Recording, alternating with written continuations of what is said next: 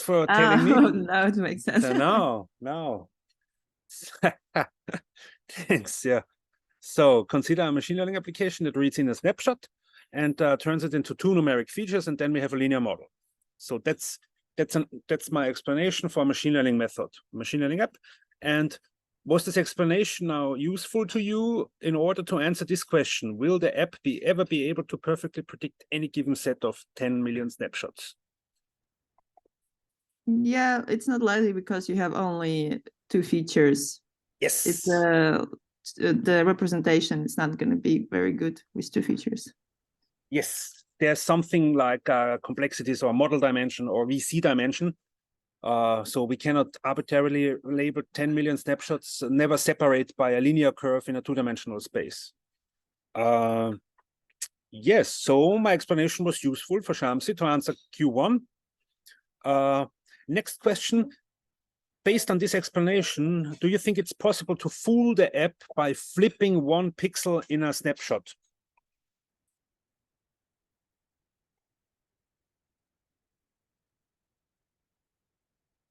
So don't think too complicated. Just use the information I gave you, this explanation. Based on this explanation, do you think you could answer the question, or can you answer Q2? Is it possible to fool the app, so to change the prediction just by flipping 1 pixel in the image?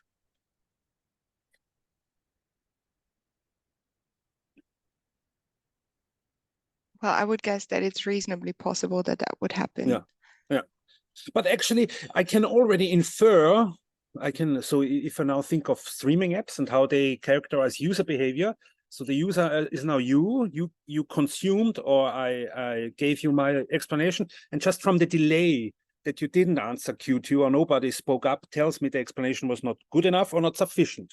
And indeed, I mean, you can then show that this depends on the training set. So I only told you that the parameters are trained on a set of labeled snapshots, but not which snapshots. So it depends on which snapshots. And I also didn't tell you in which image do we flip 1 pixel. This is also an important factor. Okay, but yeah, just from the explanation, at least Shamsi was able to answer Q1. And this already hints at, it seems that explanations, they have different effects for different people. So some of you can make better use of this explanation than others. In particular, if some of you followed my courses for a long time, they might be better, they understand better what I mean with this explanation. So an important point here is that explanations, where do I have the slide? Explanations are user dependent, and you can try this out. You can I did this, where do I have it? Try this out on, can you still see my screen? Yep, now we Yes. see the code. So explain linear regression to a school kid. So we need to tailor the explanations to the person for which we want to explain this. So, and here you see the explanation uses concepts or tries to connect with a school kid by giving examples or by using illustrations that could be close to the kid. So the answer is, or the explanation for linear regression is, imagine you have a bunch of points on a piece of paper. Each point has an X value, we call it the input, and the Y value, we call it the output. Now let's say these points. Okay, so the explanation is via linear regression. I mean, yeah, linear regression via fitting a curve on a sheet of a paper sheet. Let's see what it does. Explain linear regression to a master student.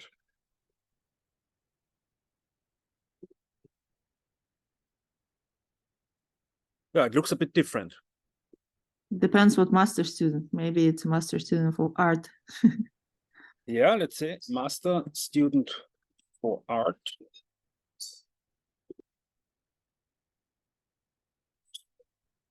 Yeah, it's pretty similar. So it cannot distinguish between this.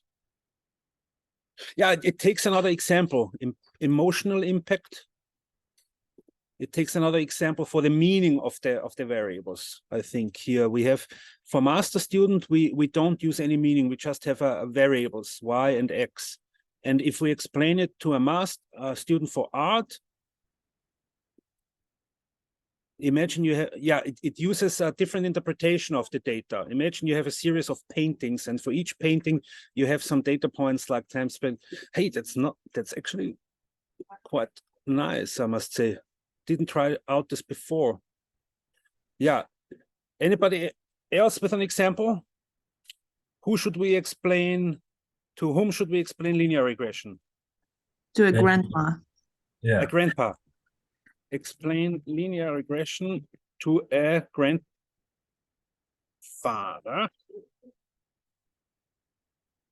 which could be Geoffrey Hinton. Okay, what does it say here? In a way that might resonate with a grandfather who appreciates simplicity. Linear regression is like finding the average trend in a series of related things. Imagine you have a set of old-fashioned scales. Yeah, so it tries to connect with the mindset of the grandfather. Using a ruler, a straight ruler.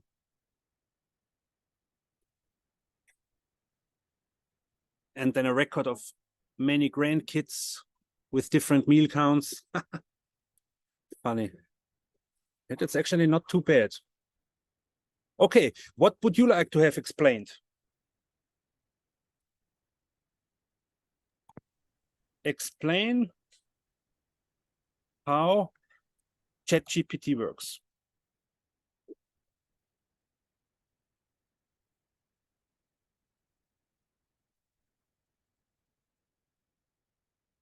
So it explains training, tokenization, generative process, parameter fine-tuning. Yeah. It tells the architecture, transformer architecture. Does everybody of you know what a transformer architecture is? What is a transformer? And that's the cool thing about ChatGPT, because they get immediately a feedback for their explanations. When I now ask what is a transformer architecture, they know that what was difficult in their explanation or not so optimal, that they refer to a transformer architecture.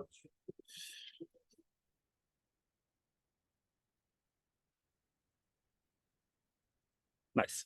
Okay, so the bottom line here is explanations. First of all, explanations must be tailored to the one you explain to. And second, this is an example of an explanation is a natural language, free text. So you get explanations for machine learning via ChatGPT. Or in machine learning courses. So when I teach machine learning courses, I explain machine learning, how machine learning works. Okay, any questions at this point?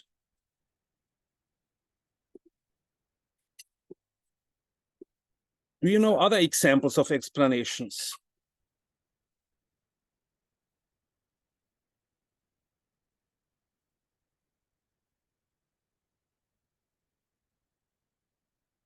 So if you look at the trained model, a trained model is basically a hypothesis map. So it reads in features and outputs a prediction or a guess for the label.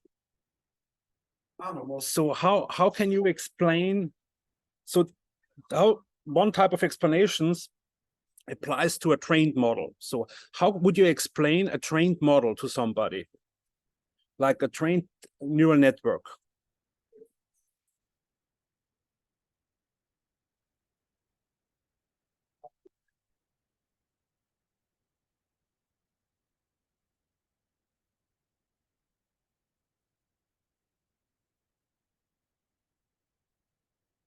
let's say we represent this predictor by a curve. So how do you represent a curve, or how do you explain a curve?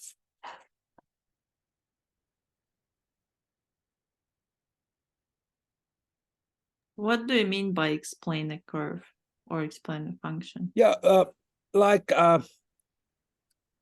have a trained model like model like ChatGPT. So, but this ChatGPT behind this ChatGPT is a function.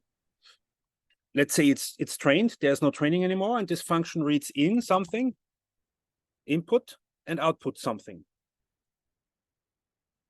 A function. So how would you explain, or how do you describe complex or complicated functions? Do you remember in high school, I just remembered this a few days ago, in high school we were tortured in mathematics by, it's called Kurvendiskussion, or discussing curves. And the task was, given a mathematical function in the form of a formula, describe it by pointing out characteristica like local minima, saddle points.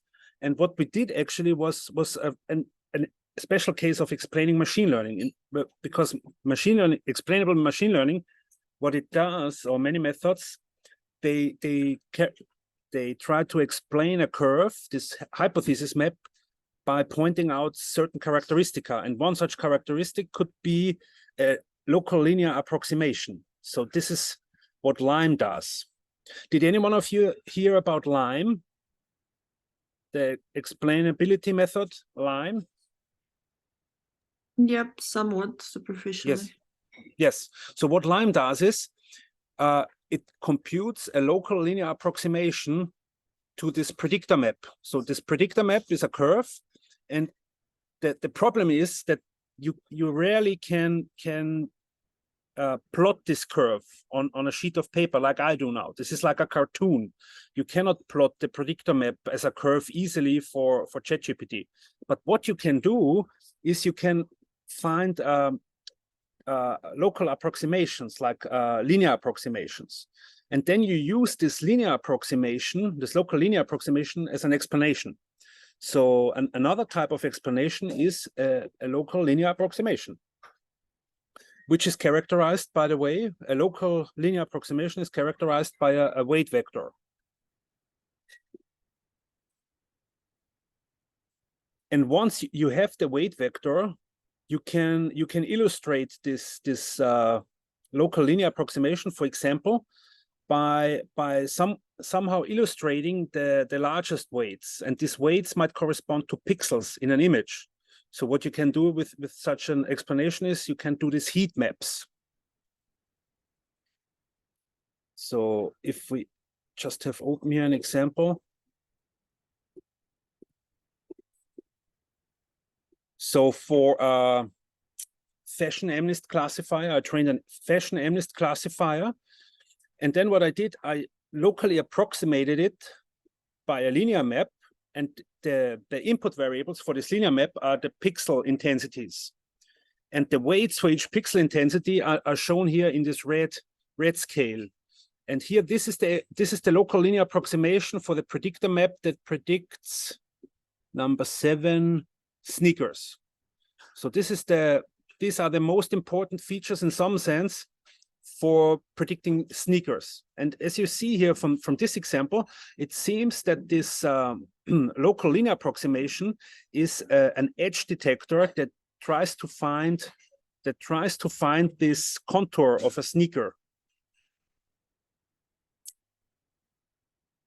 Okay, let's see another example. Let's get an explanation for ankle boots. What is ankle boots? Number 9. So I now output the weights of the linear approximation for the predictor of ankle boots. How does this look like? Okay, this looks different. Ankle boots seems to test if here, the color here at this area. So, but regardless how useful this explanation is, this is just another example of an explanation, this heat maps.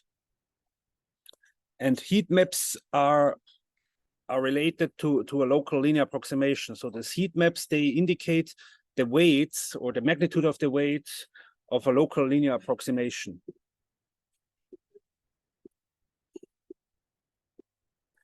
Okay. Does anyone of you have another example for an explanation?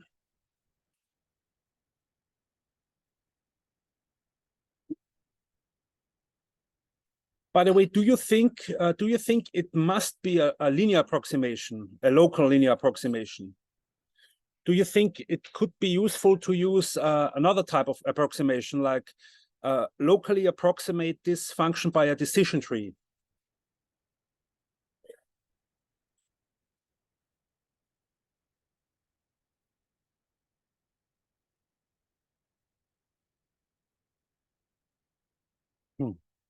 Yeah, why not? So you could locally approximate this predictor map by a decision tree.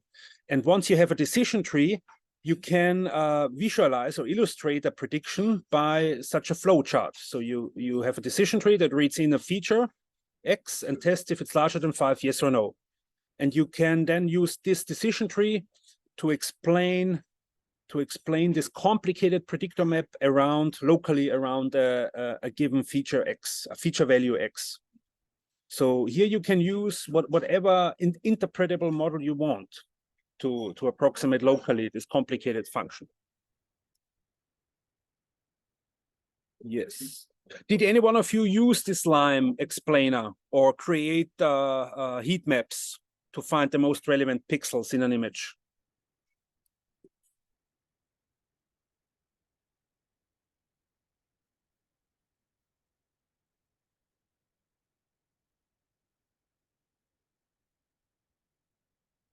Hello, can you hear me? Yes, we hear you. I think nobody did. But can I actually ask a question here? Yes, please. So if I understand that correctly, then basically with Lime, what we can do is we can identify which features were important for a decision independently of pixels now, right? Yes. Yes. Is that something that would also, so if we had like a bias in the sense that we're taking something into account that we didn't really know, we use Lime, we would see that as a feature, right? So is that a way that we could use to basically say that a decision was not biased and took into account features A, B, C, D, E, F, G, or would it only show the ones that were like, would it identify all the features that were relevant for the decision? I think that's the question.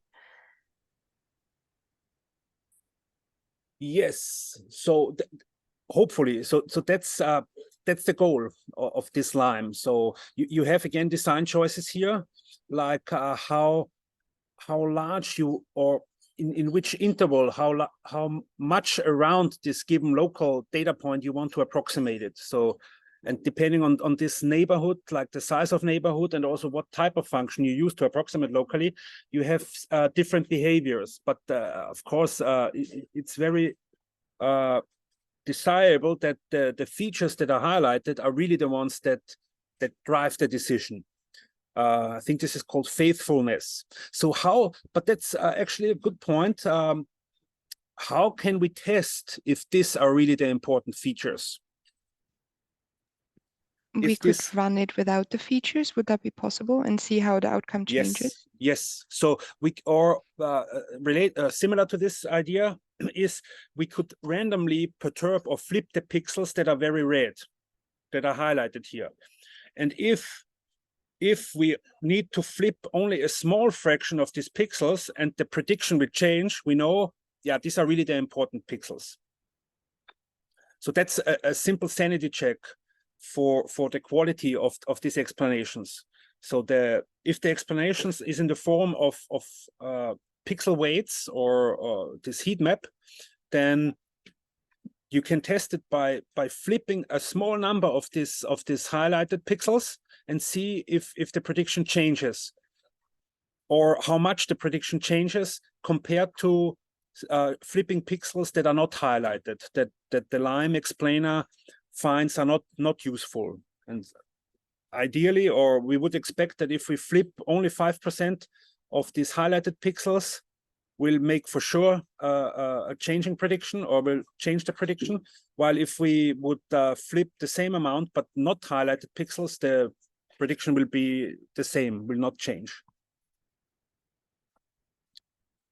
I have a related question. Yes. So when like when you're reading about for example, linear regression, the assumption is very often is that the bigger the weight, the magnitude, the more important the feature. Mm-hmm.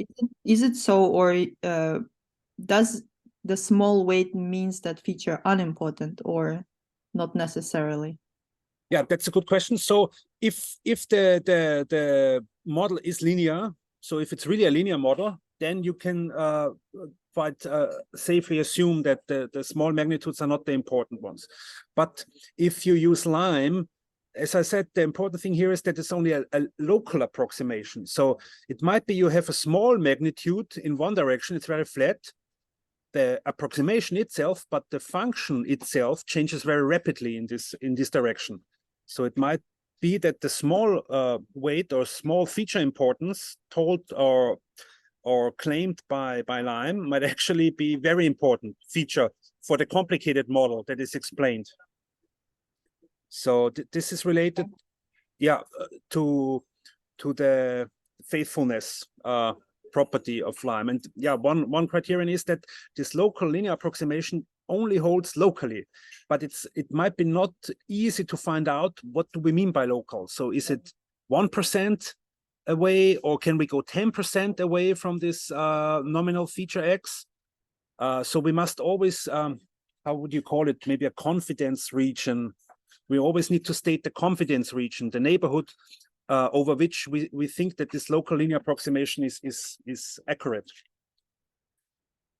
Okay, yeah, I think, and this is one of the main drawbacks of this Lime explainer, because it doesn't always tell us precisely the neighborhood over which we can trust this Lime approximation.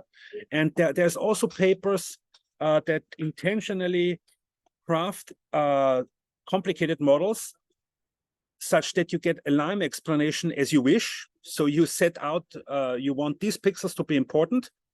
So it would look, from the Lime explanation, it would look like a reasonable dog classifier because it highlights the dog pixels, but actually it does something completely arbitrary for most data points. So let's see.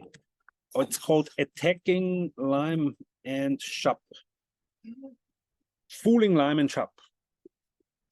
Yeah, they study such examples where the Lime explanation is not useful at all. Okay. I will post this on the Slack, this paper. Any other questions regarding explainability? So far I talked about explaining a trained model. And then of course, what I asked you in the beginning, or what I showed you in the beginning, was not directly an explanation of a trained model, but it was an explanation of a machine learning method. So I explained to you how a hypothesis is learned, or how the model is trained. It's trained on a set of snapshots. So this was not much information. What other information would be important when we explain a whole machine learning method? Would it also be possible to require a certain amount of information about the data set and like how it's structured and what we're actually looking at? Yes, we need to say something about the training data set if we want to explain the whole machine learning method. And what else? What decides, or what influences the behavior of the machine learning method that is, for example, continuously trained using some gradient updates all the time? The data set itself, the statistical properties of the data set has an influence. And what else impacts the gradient, the update directions for the model parameters?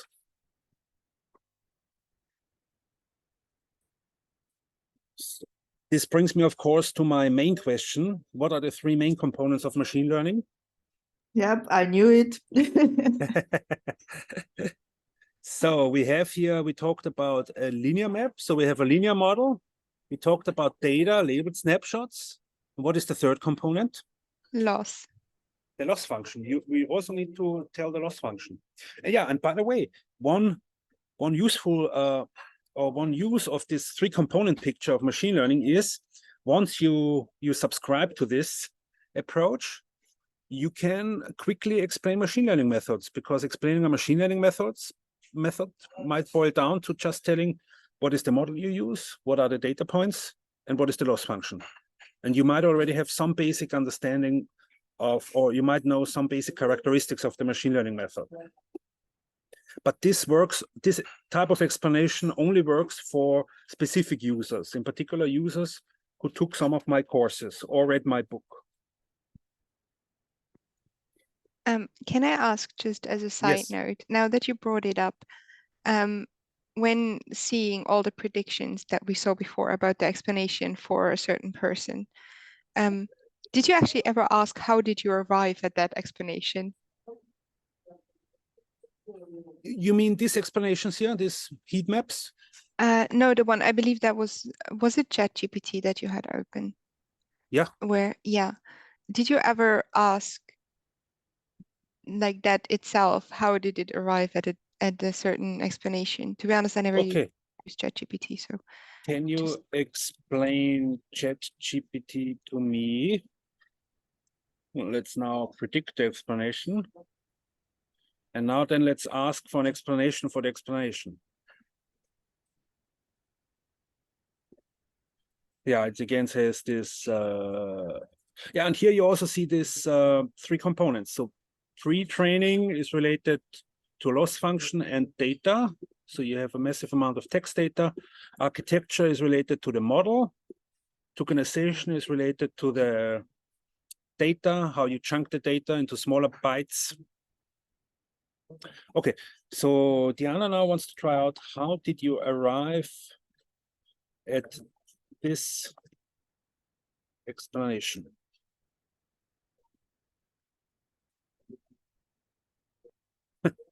My responses are generated based on a mixture of license data, data and crate. So it now explains itself in general. Yeah, because there was this discussion in the legal field. I don't think it's done yet, but you can either have a general explanation of how the machine learning method that you have used to arrive at a certain decision works, or you can have the duty to explain how a specific decision about one person was made. Very good point. So this explanation here that I got from ChatGPT, this is an explanation of a whole machine learning method, the machine learning method under the hood of ChatGPT, of this website here. But what I wanted to ask was an explanation of a specific prediction, of a specific output, of this output before. So it didn't get that I was interested in an explanation for a trained model rather than an explanation for how the model is trained. Yeah, so that's one of the rare cases that I fooled ChatGPT. I must say it's scaringly good. For example, I'm now creating some tutorial material for a seminar on explainable AI, and I needed to code some small demos. And this saved me, I would say, at least a day coding. So I asked them, train me a random forest on fashion amnist. And it spits out the, where is it? It spits out the source code. And the next thing, I got sometimes errors. And then, yeah, here I got an error. I used the Python code as is, but I got an error when I wanted to run it. I posted the errors there and it then corrected the code. So it's really shockingly good for coding. Does any one of you use ChatGPT for coding?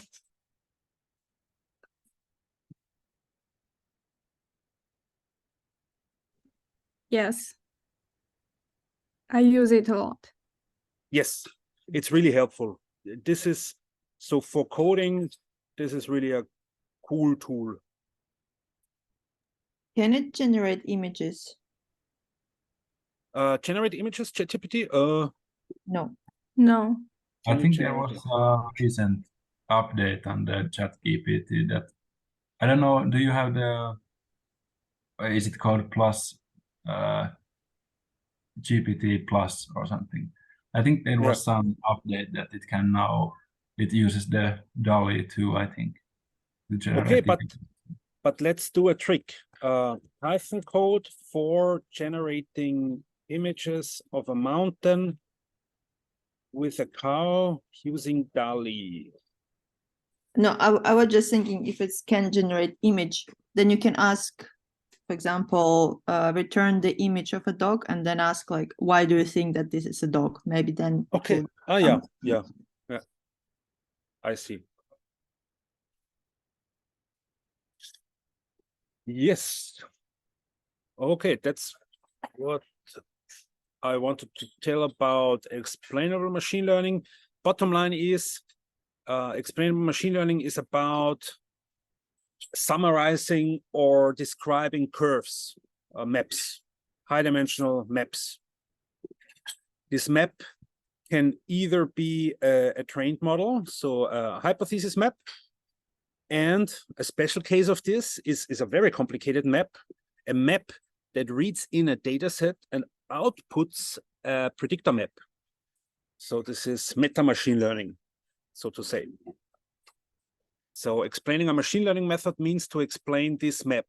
How does the machine learning method read in a data set and output or arrive at a hypothesis map? And explaining a specific prediction relates to locally approximating a trained model using some simpler model, like a linear model, or you can approximate it locally with a random forest or whatever you want, whatever you consider as an interpretable model. And another takeaway from this discussion now, how do you measure the usefulness of an explanation? Well, you must somehow test the user knowledge. Did the user knowledge increase? And we teachers have, of course, very specific ways to do this, using assignments and exams. Okay. Is there anything else from your side? There was a comment by you. Is this somehow a kind of explanation? What is this here? Attention or attending? Yeah, it's an image caption model. Yeah. When a certain word is generated, it kind of paying attention to a certain area of the images. It sounds kind of explanation to me. Yes, I mean you can use this as an explanation when the goal is to understand why this this image was classified as a sports activity image. Then highlighting frisbee could serve as an explanation. Yeah. Yeah, it's also a good point. Another takeaway message is explanations can come in very different forms. Explanation can be a highlighted word, or could be a full text, could be a lecture given by a teacher, or could be highlighting some pixels or not. Does anyone know counterfactual explanations? What is a counterfactual?